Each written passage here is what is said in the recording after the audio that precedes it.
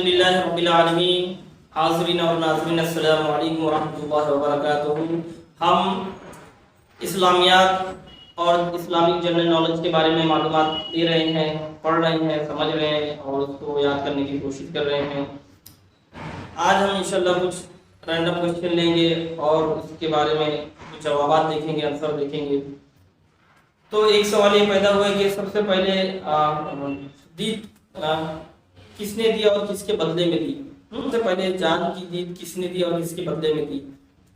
حضرت عبد المطلب نے حضرت عبداللہ رضی اللہ تعالیٰ عنہ کے بدلے میں 100 اونٹ قربان کیے تھے. 100 اونٹ قربان کیے تھے. ہم علماء کرام میں سنتے آ گئے ہیں کہ بار بار یعنی 10 اونٹ بڑھاتے گئے پھر آخری وقت میں ایسا آیا کہ 100 اونٹ پہ قربان کر دیے اللہ کی راہ میں، اور حضرت عبداللہ صلی اللہ علیہ وسلم کے والد گرامی کو پھر اپنے ساتھ میں لے لیے. ٹھیک ہے، تو اور کچھ سوالات ہم اور بھی دیکھیں گے، سمجھنے کی کوشش کریں گے. قیامت کے دن سب سے پہلے لوگوں کے درمیان کس چیز کا فیصلہ ہوگا؟ آپ چاہیں تو کمنٹ کر کے بھی بتا سکتے ہیں، اور تاکہ ہمیں بھی خوشی ہوگی. آپ اگر یہ ویڈیو دیکھیں اور آپ کو اچھی لگ رہی ہے تو آپ کمنٹ کے ذریعے بھی سوالات کے جوابات دیں تاکہ ہمیں خوشی ہو کہ لوگ کو انٹرسٹ آ رہا ہے، لوگ دیکھ رہے ہیں. ٹھیک ہے، تو سب سے پہلے قیامت کے دن کس چیز کا فیصلہ ہوگا؟ خون کا فیصلہ ہوگا. آج دیکھیے بہت سارے آپ دیکھیں گے تو یہاں ادھر مرڈر ہو گیا، وہاں مرڈر ہو گیا، ایسا ہو گیا، ویسا ہو گیا. ہاں، تو دنیا میں کیسا ہو رہا ہے کہ بہت ساری خرافات بڑھتے جا رہی ہیں. ہاں، بہت سارے حقوق کو آدمی پامال کرتے جا رہا ہے، اور یہ خون کا بدلہ جو ہے اللہ تعالیٰ انشاءاللہ قیامت کے دن جو فیصلہ فرمائے گا، سب سے پہلے خون کا بدلہ دیا جائے گا. اور سب سے پہلے دنیا کی کون سی نعمت اٹھائی جائے گی؟ تو شہد کو اٹھا لیا جائے گا. شہد یہ بہت کوئی غذا جو ہے نا، یہ بہت کمپلیٹ غذا ہے. کمپلیٹ غذا کیا ہے کہ آپ اسی ایک دو غذا کے اوپر پوری زندگی گزار سکتے ہیں. ایک تو ہے کھجور، اور دوسرا یہ ہے کہ وہ غذا پانی وغیرہ سے بھی آدمی اپنی ضرورت کو پوری کر لیتا ہے، اور دودھ ہو گئی. ہاں، اور اسی طرح سے شہد وغیرہ سے اونلی ون غذا کے اوپر بھی آدمی پوری لائف گزار سکتا ہے. ایسی کنڈیشن، یعنی اس کو ساری چیز آلموسٹ اس کے بدن کے لیے جو بھی ہے، جیسے وٹامن اور یہ منرلس ہے اور جتنے بھی حیاتی پروٹین اور یہ سب ہیں، ساری چیزیں انشاءاللہ اس کو میسر ہو جائیں گی. تو شہد کو سب سے پہلے اٹھا لیا جائے گا. امت محمدیہ صلی اللہ تعالی علیہ وسلم میں سب سے پہلے کیا چیز اٹھائی جائے گی؟ حیا اور امانت. حیا اور امانت. آج حیا کو تو بچہ جان گیا ہے کہ بے حیائی کس طرح سے ہو رہی ہے. یہ تو ہماری آنکھوں کے سامنے ہے، موبائل کا پیس سب کے سامنے بے حیائی چل رہی ہے. تو حیا اٹھا لی. یہ سب قیامت کی ایک نشانی ہے کہ بے حیائی بہت زیادہ عام ہو جائے گی، اور امانت میں خیانت بھی ہو جائے گی. امانت میں کیا ہو جائے گا؟ خیانت بہت زیادہ عام ہو جائے گی. اور بے حیائی تو پوچھو مت، یہ سر کے اوپر چڑھ جائے گی. اور مسجد نبوی میں اگر ہم گئے تو اللہ تعالیٰ سب مسلمانوں کو جانے کی توفیق عطا فرمائے، حج عمرہ کی سعادت عطا، اور مسجد نبوی کی بھی زیارت عطا فرمائے. تو مسجد نبوی میں اگر ہم نماز ادا کر رہے ہیں تو امام کی کس جانب کھڑا ہونے میں زیادہ فضیلت ہے؟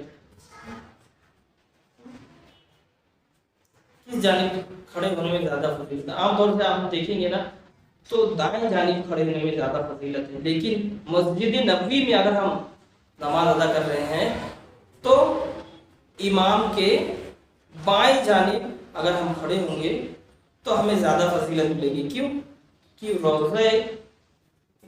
روضہ مقدسہ ہے نا، وہ بائیں جانب ہی ہے، تو قریب ہے، یعنی بائیں جانب کی طرف، سیدھے ہاتھ پہ نہیں ہے، الٹے ہاتھ کی طرف ہے، تو زیادہ فضیلت ہے. دیکھیے اللہ تعالیٰ ہم سب کو توفیق دے کہ ہم وہاں پہ جائیں اور نمازیں ادا کریں.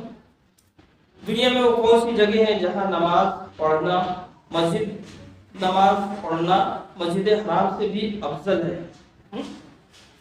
یہ کچھ باتیں ہمیں عجیب سی لگیں گی، ہاں کچھ باتیں ہمیں عجیب سی لگیں گی، لیکن جب ہم جواب پڑھیں گے اور سنیں گے تو انشاءاللہ کلیئر ہو جائے گا۔ ہاں دنیا میں وہ کون سی جگہ ہیں جہاں نماز پڑھنا مسجد حرام سے بھی افضل ہے؟ یعنی کعبہ، یعنی جو کعبے میں وہ جو حرم ہے اس میں جا کے نماز پڑھ رہے ہیں تو اس سے بھی زیادہ افضل ہے۔ یہ ایام مینا کے اندر جب حج کے موقع ہوتے ہیں، یوم عرفہ میں عرفات کے اندر، ہاں شب مزدلفہ میں مزدلفہ کے اندر، یہ جذب القلوب وغیرہ کتاب میں یہ لکھا ہوا ہے، اس کا حوالہ آپ وہاں سے بھی دیکھ سکتے ہیں اور پڑھ سکتے ہیں۔ روئے زمین پر سب سے پہلے کس مسجد کی تعمیر ہوئی؟ تو مسجد حرام کی پہلے تعمیر کی گئی، اس کے بعد میں مسجد اقصی کی، ہاں مسجد حرام مسجد اقصی۔ اور یہ جو ہم بجلی کے بارے میں دیکھتے ہیں نا کہ بجلی چمک رہی ہے، بادل گرج رہے ہیں، بارش کا موسم تو اب آنے والا ہے انشاءاللہ، جب اللہ تعالیٰ ہمیں سیراب کرے پانیوں سے، اور جتنی بھی پانی کی قلت ہے وہ ساری پریشانیوں کو دور کرے۔ تو بارش کے دنوں میں آپ دیکھیں گے خاص طور سے جب برسات کا موسم چاہتا ہے تو بجلی کڑکتی ہے زیادہ تر، ہاں اور بادلوں سے آواز وغیرہ بھی آتی ہے۔ تو یہ کیسے ہوتا ہے؟ Islamic point of view, Islamic نظریے سے، ہاں یہ کیا ہوتا ہے، اسلامک نظریے سے کیا ہوتا ہے۔ اور سائنٹیفکلی میں آپ کو بتا دیتا ہوں کہ سائنٹسٹ جو ہیں اس کے بارے میں یہ بولتے ہیں کہ اگر آپ نے کبھی دیکھا ہوگا تو ایک پوزیٹیو رہتا ہے اور چارج، اور ایک نگیٹو چارج رہتا ہے، بادلوں کے اندر ایک پیدا ہو جاتا ہے۔ دیکھیے آپ کبھی ریشم کے کپڑے پہ اپنا ہاتھ رگڑیے اور اس کے بعد میں کہیں جو ہے ٹچ کیجیے جو کانچ وغیرہ کے نزدیک یا کوئی لوہا وغیرہ کے نزدیک، تو آپ کو ایسا لگے گا کہ کرنٹ مار کے ٹچ ہو جاتا ہے ایسا۔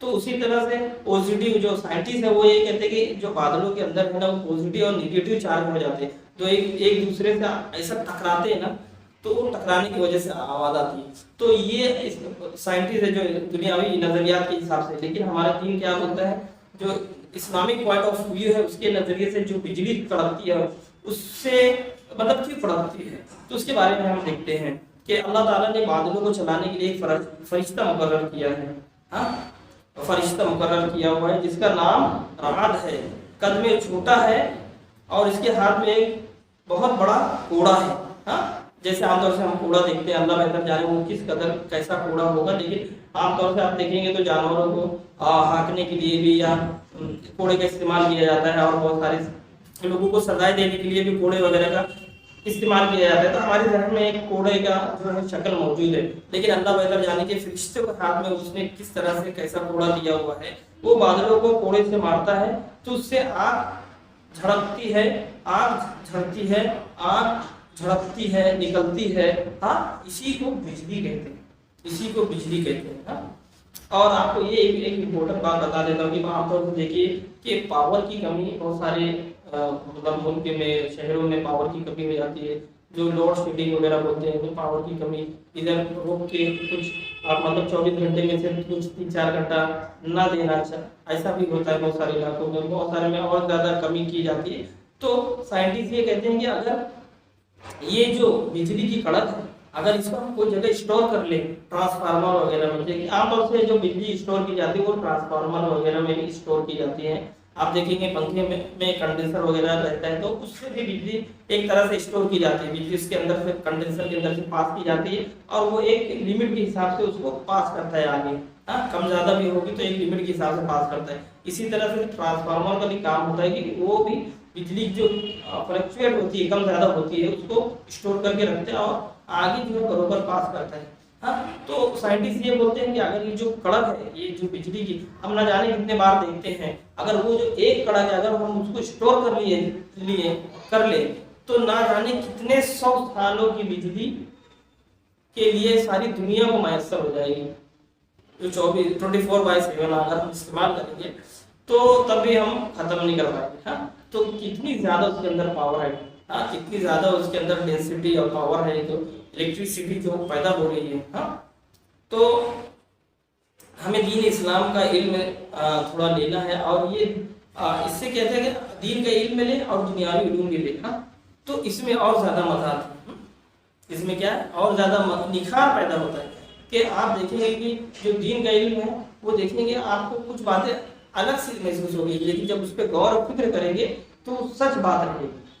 جب اس پہ غور و فکر کریں گے تو دنیاوی علوم بھی پڑھتے جائیں گے تو دونوں کو ساتھ میں لے کے چلے گی تو انشاءاللہ دنیا اور آخرت میں کامیابی ملے گی۔ ہمیں دنیا میں بھی کامیاب رہنا ہے، ہمیں دنیا میں بھی کامیاب رہنا ہے، ہمیں انشاءاللہ آخرت میں بھی کامیاب رہنا ہے، تو ہمیں دونوں کو صحیح طریقے سے فالو کر کے چلنا ہے۔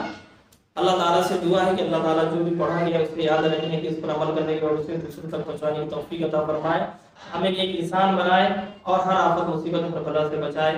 وصلی اللہ تعالیٰ علی خیر خلق سیدنا مولانا محمد وعلى آله اجمعین برحمتک یا ارحم الراحمین وما علینا الا البلاغ۔ السلام علیکم ورحمۃ اللہ وبرکاتہ۔